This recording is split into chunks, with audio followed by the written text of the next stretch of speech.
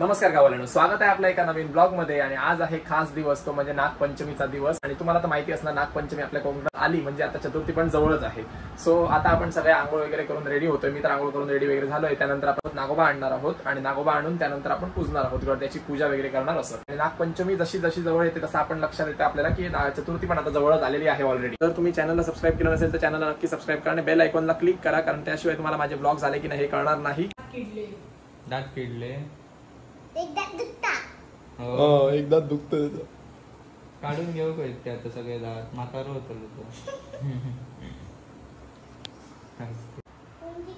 Bag आणि matching झाली। खेळा घेतलेला आई सांगते कशी खेळा घेतलेला युवी खेळा घेतलेला मुंजिक मुंजिक मी ऐकलं पणजिक घेतलेलं। मी तर विचारलं काय सांगतो पणजिक घेतलेलं काय आणि या बघता का तू येतो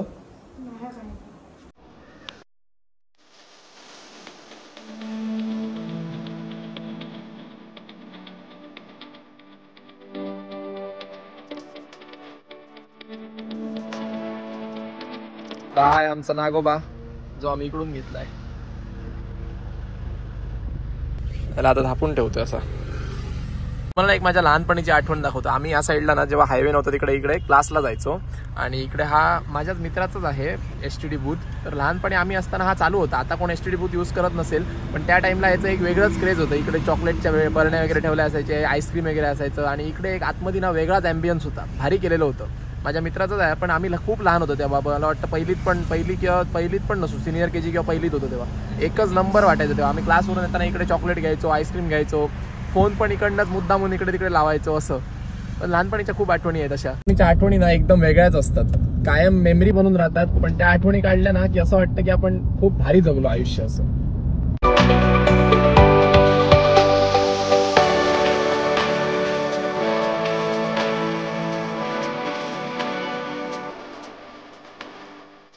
आता आपल्याला ना या दुकानात समोरच्या जाऊन भाजी घ्यायची आहे, जी मम्मीने त्यांना ऑलरेडी फोन करून सांगितली आहे। भाजी काय काय सांगितलं? हा चालेल। हा आणि 2 वस्तू सांगितल्या नाही यांनी, ते आता इकडनं घेतले पाहिजे आपल्याला। म्हणून मी येत नाही, मी आलो की काही ना काहीतरी सामान वाढवतात ना। एक सामान सांगून 4 सामान आता लिस्ट वाढली त्यांची। पहिला नागोबा सांगितलेला, नागोबा घेतला। त्यानंतर आता आपल्याला सांगितलं काय ते धूप आणा, पानं आणा, त्यानंतर वाली घेऊन या। हे बघा, तरी लवकर निघालो म्हणून का नशीब आपलं की अजून नाही काय सामान सांगितलं। अजून 2 मिनिटं थांबतो तर आणि काहीतरी घेऊन ये म्हणून सांगणार असते फोन करून।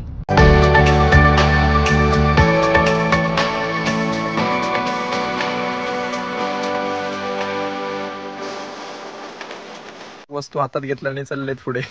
युवीन आमच्या छोट्या बायन वाली घेतलं आणि एवढी मोठी पिशवी। रोशन तू काय घेतलं दाखव? रोशनने आमच्या नागोबा घेतलं ॲज युजल। आणि मी पानं, धूप आणि हे प्रिंट आउट नागोबाची दाखवतो तुम्हाला आतमध्ये नेऊन, किती छान प्रिंट आउट आहे ती। काय देवाच्या खोलीत ठेव ती अगरबत्ती आणि काय दाखवणार नाही। अगरबत्ती दाखवता मग पहिली।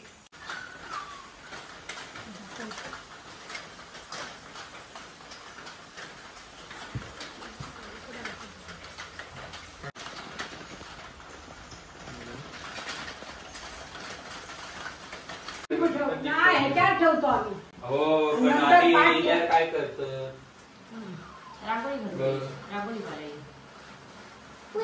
आपल्याजवळ ना टाईल नाही आहे मागे इथे नागोबाची, पण आपल्याजवळ आपण म्हणून प्रिंट आणतो दरवर्षी। तर प्रिंट बघा यावर्षी किती छान वाली भेटली, एकदम रिअलिस्टिक 3D टाईप आहे, खूप भारी वाटते, छान चिकट टेप लावली।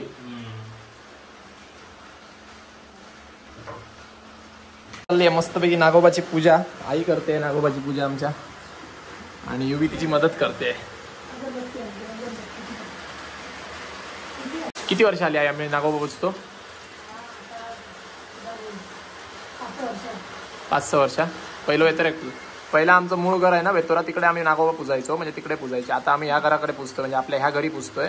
पहिले ह्या घरी नाही, म्हणजे गणपती पण ठेवायचो नाही आणि नागोबा पण ठेवायचो नाही। आता हां 5-6 वर्ष 6 वर्ष झाली। 6 वर्षापासून आम्ही नागोबा पूजायला सुरू केला आणि गणपती पण आणि हरताळका पण। आणि तर आम्ही पहिले 5-6 वर्षापूर्वी आपलं मूळ घर आहे वेतोऱ्याला, तिकडे आपण हे करायचो, पूजायचो।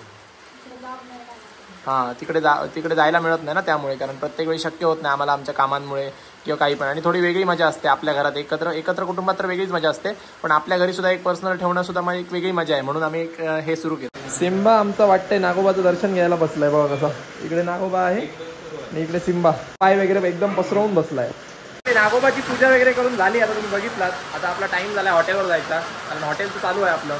हॉटेलला काय सुट्टी वगैरे नाही आहे, त्यामुळे आता नागोबाची पूजा वगैरे झाली. आता आपण जाऊया हॉटेलवरती सगळ्यात पहिलं.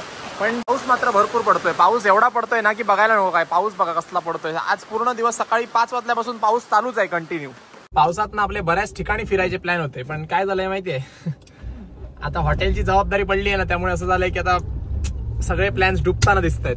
तरी आपण प्रयत्न करतो शक्यतो जास्तीत जास्त ठिकाणी फिरायचा, पण आता असं ना पाऊस पडतो ना तेव्हा मन करतं की वेगवेगळ्या ठिकाणी फिरायचं वगैरे. पण असं हॉटेलचा वगैरे विचार केला की ते मनच गायब जातं, की असं वाटतं की नको यार सोड, आता हॉटेलवर जायचंच आहे, त्यापेक्षा नाही काय प्लॅन नाही केलेले बरे. असं एक टाइम येतो ना आपल्या लाईफमध्ये की आपल्याला जबाबदारी जास्त वाटते फिरण्यापेक्षा वगैरे, तसं झालेलं आहे.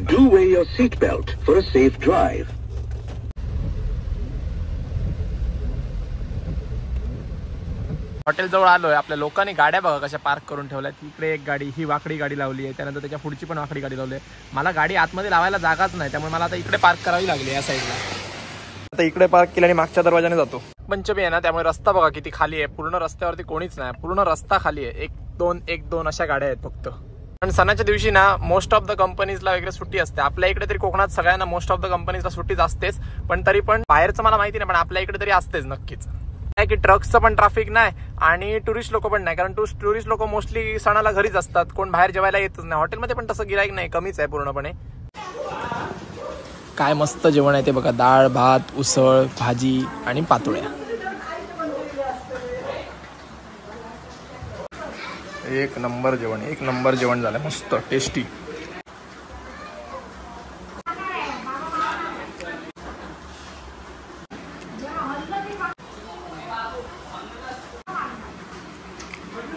गणपतीचं जेवण असं झालं, एक नंबर टेस्टी झालंय. पोटभर जेवलो आणि मस्तपैकी हॉटेलवर आलोय आता, आणि बसूया थोडा वेळ. एडिटिंग करायचं आहे आपलं पहिला मेन. आता हॉटेलच्या बाहेर बघा तुम्हाला सगळं हे बघा, समोर आपल्या समोरच्या हॉटेल जवळ वगैरे बघा तुम्हाला धुकं दिसणार सगळीकडे. आज काय माहिती काय आहे, पण आज पूर्णपणे फॉग झालंय सगळीकडे, एकदम धुकं झालंय सगळं आज. या साईडला पण ब्रिज जवळ पण तसंच दिसतंय, एकदम फॉग झाल्यासारखं. धोका पडलाय ना की गाड्या पण पार्किंग लॅम्प्स लावून येतात बघा, दाखवतो. दिसले त्या गाड्यांचे बघा पार्किंग लॅम्प्स चालू आहेत, कारण मागे पण खूप दाट धुकं आहे. हायवेला एवढं धुकं कधी नसतं, पण आज कसं आहे काय माहिती.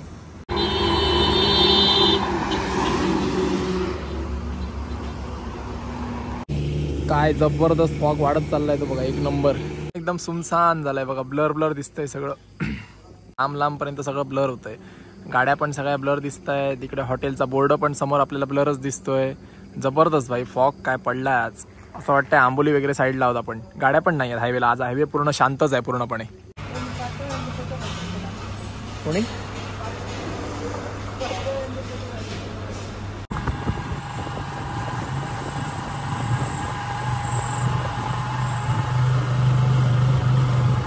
चला तर भाई, आजचा दिवस आपला इथेच संपतोय. आपण आता 2 व्हीलर घेऊन आलोय घरी आपले. थकलो यार आज, खूप थकलो आज. पूर्ण दिवस हॉटेलवरती, पण मजाही आली. आजचा ब्लॉग तुम्हाला आवडला असेलच, कारण आज नागपंचमीचा दिवस होता. खूप चांगल्यापैकी गेला दिवस. तुम्हाला ब्लॉग आवडला असेल तर आपल्या व्हिडिओला लाईक करा, शेअर करा आणि आपल्या चॅनलला नक्की सबस्क्राईब करा. थँक्यू.